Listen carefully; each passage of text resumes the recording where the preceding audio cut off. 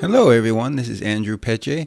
So I wanted to do kind of a thorough examining of all the crop glass out there because I really think, most real estate shooters, especially if you're just getting into this, should be using crop bodies. And I'm going to just cover really quick why I think you should be using crop bodies, and then we're going to have a longer discussion about crop glass, okay? Because I think that's really more the important aspect as far as your image quality goes. So the glass is really, should be up there when you're considering, you shouldn't think too much about your body, I don't feel, but your glass, maybe you should put a little bit more thought into, all right?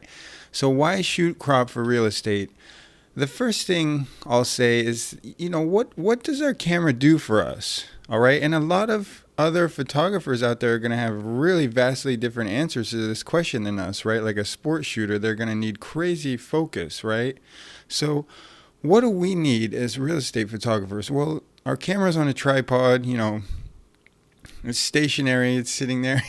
we don't ask a lot of our camera bodies is the truth. So essentially what our camera bodies are doing is they're just collecting light, and the sensor is the most important thing for us. But the thing is, pretty much all the modern cameras that you can get, crop or full frame or whatever you want it to say, they have very comparable sensors, okay? The image quality coming out from all the new modern day, the DSLRs, they're going to have great image quality, okay? So we don't really have to worry about like great focusing bodies that focus fastly or whatever it is. We just have to worry about getting ourselves a nice sensor that's able to, render colors well and collect light well, right? And pretty much every body out there does that, okay? From Nikon to Canon, Sony, whatever you want to shoot, all right? So just keep in mind, kind of going over that same point, the amount of money you spend on your body, that doesn't make your images better, okay? That's a really important point. I really feel like a lot of people make this mistake. So don't make that mistake. You're going to be a lot better off if you spend your time figuring out how to light things and how to kind of use your composition techniques and stuff like that, okay? So that's where you should be spending your time and money, lighting equipment, stuff like that, to give you more options, okay? You might have a comment, something like, I see the really good photographers, all these really good guys, and they're all using full frame. And I do agree with that. A lot of these guys are using full frame, but I'll make a couple points about this.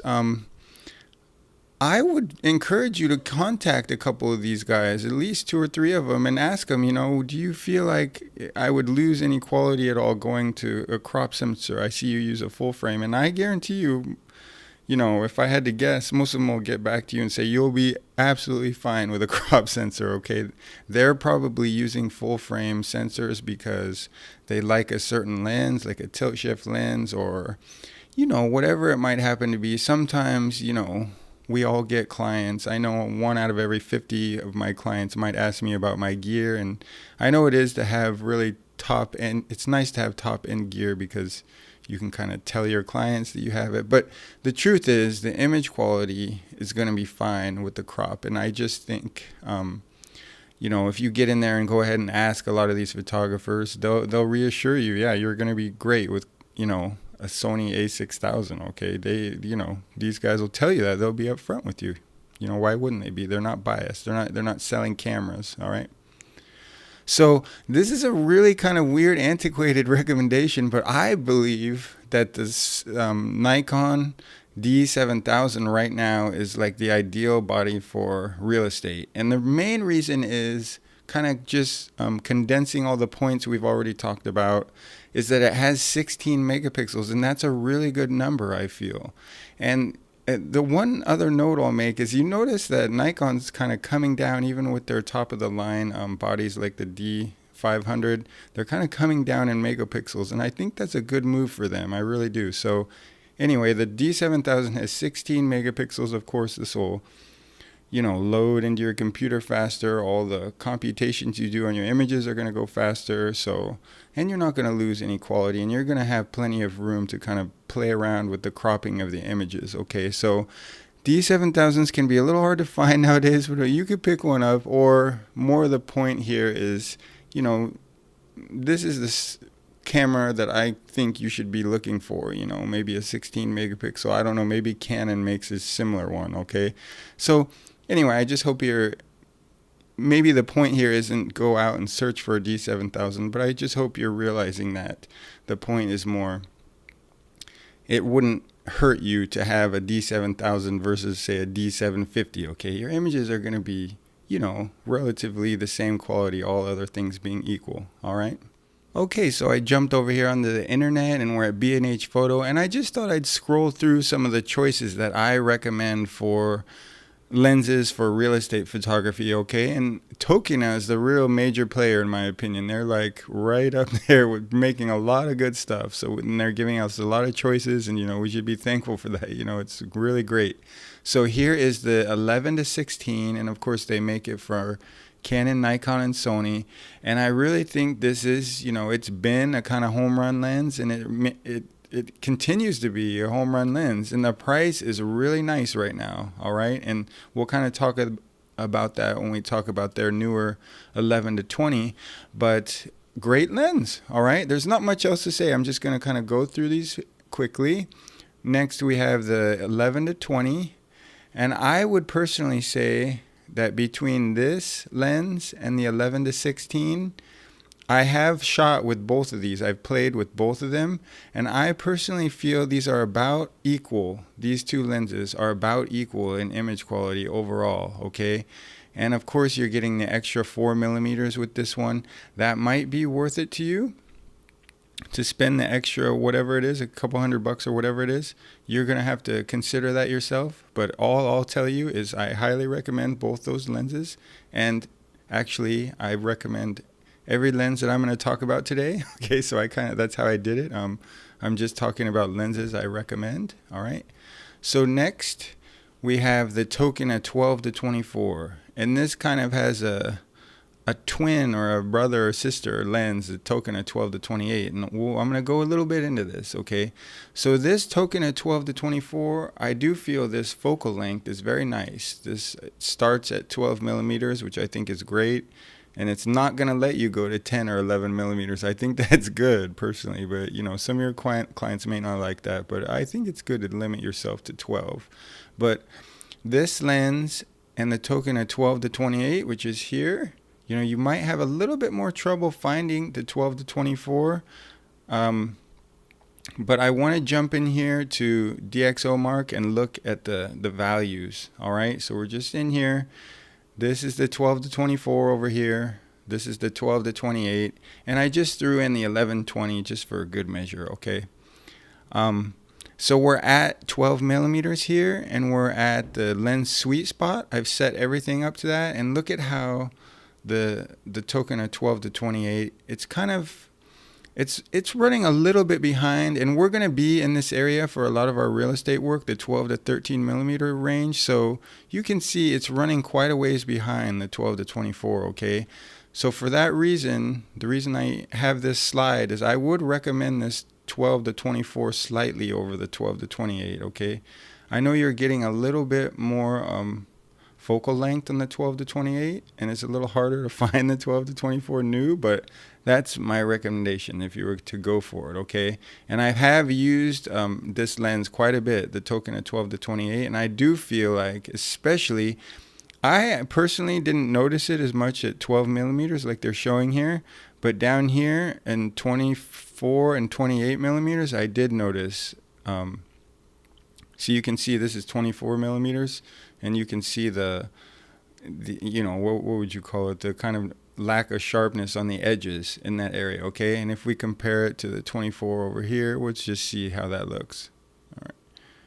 And it's looking a little bit more consistent, which I think is good. That's a lot of times what I look for in these is consistency rather than the solid green is, you know, you know, this doesn't look good to me, for example.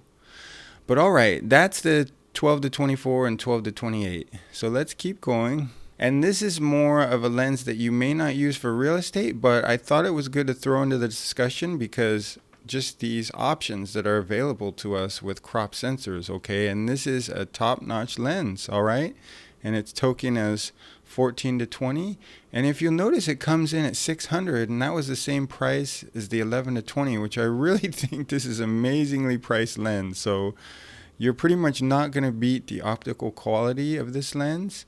And, you know, it's a great, great price. Okay, so you could just keep this in mind. If you're kind of like me, if you're thinking like me, I kind of think like I'm going to stay shooting crop for, you know, the next 20 years, you know, the next 10 years at least. We don't know where technology is going, but, you know, we have options like this. So, you know, why am I going to go full frame? I don't feel like I need to. This would be a great lens to use for, you know, as high quality a shoot as you could imagine doing. This would be an awesome lens. All right. So next we're going to jump into a Sigma lens. And this lens is a little bit in the same vein as that last Tokina 14 to 20. It's a very fast lens, 1.8. The Tokina was 2.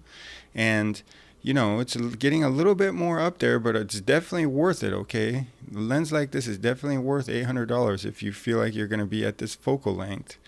You know, you could use this lens on, say, all your interior design shoots, you know, all your shoots for, you know, clients other than real estate agents, all right? So another great, great option that should highly encourage you to, you know, maybe be thinking about sticking with your crop bodies, all right? And we'll look at Tamron last here, and this is, we're kind of going back to the initial discussion, but Tamron has a great real estate lens, okay? A great, great real estate lens. This is more of the new kid on the block, 10 to 24, so a really, really usable focal length range, and it has that variable aperture, and I don't think that's a bad thing for us, and it has vibration compensation, okay? And it comes in at 500, and that's a pretty good price for everything it's doing for us. And I do have some experience with this lens, and I find it to be very good on the image quality. And, you know, I highly recommend it. All right. All right. That was a lot of info, guys. So I put all the lenses I discussed up here, and I'm just going to have like a final little summation discussion about them all, and just to give you my recommendations and all that good stuff. Okay. So I would say the lenses in blue are kind of comparable quality, and I would say very, very high quality. Don't worry about it, okay? They're not, I would say they're not quite as good as the, you know, top lenses that are available to us, okay? But they're great, okay? There's not, it's kind of hard to put this, but I would just, the way I would put it is say they're awesome, all right? The lenses in blue are awesome. They're plenty good for real estate photography, and they're even plenty good for almost anything else you want to shoot too, okay? So kind of, I'm just differentiating the blue lenses from the yellow lenses because I just think the yellow lenses are really superb, all right? So that's the only point here. So I recommend all these lenses in blue for real estate photography, and I just think, you know, you can't go wrong with any of those blue lenses, okay? I noted I put the 12 to 28 in white here because I do think the 12 to 24 beats it out. So if you wanted to go for one of those too, I would search out and try and find a copy of the 12 to 24. That's just my recommendation, all right? So I have quite a bit of experience with that 12 to 28, and I do feel like it did soften a little bit too much in the corners at some focal lengths. So, you know, you can kind of look and do your research on that yourself, but I know you might have to buy a used copy of the 12 to 24, but that should be fine, okay? The lenses in yellow, again, are, I feel, just, you can't really get much better than that. So, you know, the Tokina 14 to 20 is a really fast lens, so is the Sigma 18 to 35, and these are going to give you literally like top of the line image quality. And I just threw the Sigma 50 to 100 in there, even though we didn't discuss it previously, because that lens is again on par with those other lenses in the yellow. And, you know, I'm calling those like the top-notch fast lenses. And, you know, you have these great options available to you shooting crop, okay? One other thing I'll say that's a great benefit is this, I'll call it the fast glass benefit. And what that is I personally like to shoot at the lens's sweet spot. And, you know, for a lot of lenses, that's f8. But when you get these fast lenses, like the Tokena 11-16 and a Tokena 11-20, and maybe this one too, but more of these when we're talking about real estate, you can stop down to f5.6, and it's essentially the sweet spot of the lens, because if you look at the scores and stuff and kind of do your research on these lenses, you can kind of find the sweet spot. And for these two lenses, it's more at 5.6, okay? And what does that do for us? Well, it gives us a whole extra stop of light compared to f8, all right, which is what I normally shoot at. I usually use this lens for my real estate work, and that's double the light, okay? So that's a really big advantage, okay? So I'll just call that the fast glass advantage. Usually fast glass, the sweet spot of the lens is a little bit lower f-stop, lower in number, and that's really advantageous to us, because the depth of field at 11 or 12 millimeters or 13 is going to still be so large when we're at those focal lengths that stopping down to 5.6 isn't going to affect us hardly at all, okay? So that's a real good benefit to us. We're essentially getting twice the light out of our flashes because we're able to drop down from f8, which would be the sweet spot of some other lenses, to f5.6 for these fast glass lenses, okay? So that's something to consider. Just the kind of the final note, anything I didn't cover, I sort of don't recommend, okay? So like a big one that might jump out at you is the Sigma 10-20. I just think these lenses outdo that lens, okay? And I know a lot of people out there are using there's a Samyang, I think it is 12 millimeter prime. I just personally don't recommend using primes for real estate because the timing, it's a time issue for me, having to move back and forth and mess with that. I think zooming is really a time saver for real estate photography. Anyway, the point is, if I didn't cover it, I sort of don't recommend it. But I know other people do. So, but that's why you're watching this channel. So, all right. So, lastly, I wanted to just cover kind of my ultimate combo for if you wanted to do real estate and that's kind of your sole work you're doing, but and maybe you're already expanding into other fields. What's a great combo, like just top of the line combo? Well, in my opinion, it would be to just grab this Tokena 11-16. I think it's a great lens. It's an amazing price right now. I think we saw it was $429, and grab up this Sigma 18-35, and you can shoot anything with that combo, okay? Just anything you can think of. And you're going to be able to really play with your creative effects with both these lenses. They're very fast, very high quality, and I just think that would be a really great combo for anything you can imagine doing in, architectural work. Of course, you might want something a little bit longer for certain applications. This might come into the equation, but there's a lot cheaper and lighter options that you would have available to you too for that. All right. But that'll do it, guys. I really appreciate you listening, and I hope you got something out of this discussion, and I will see you next time. All right. Bye-bye.